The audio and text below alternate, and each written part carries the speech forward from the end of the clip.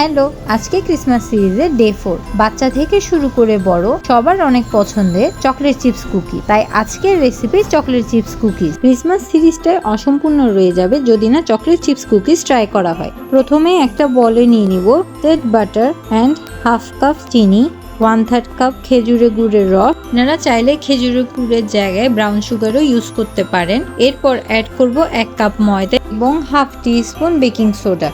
এরপর সবগুলো উপকরণ ভালোভাবে মিক্স করে এতে অ্যাড করব ডার্ক চকলেট অ্যাড করার পর তারপর সবগুলো উপকরণ ভালোভাবে মিশিয়ে 1 ঘন্টার জন্য রেস্টে রেখে দিব।